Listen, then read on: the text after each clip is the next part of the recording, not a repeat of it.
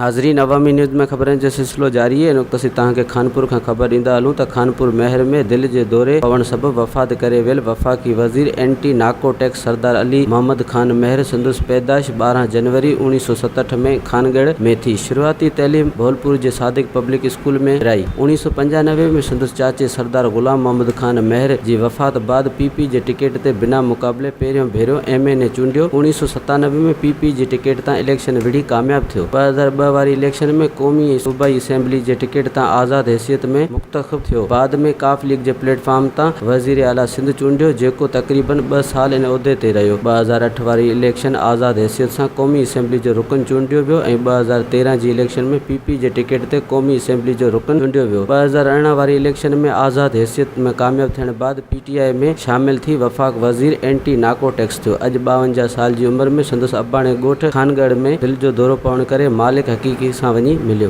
वधीक ख़बरनि ऐं तफ़सील लाइ विज़िट कयो अवामी news Facebook page, YouTube page ऐं अवामी न्यूज़ वेब।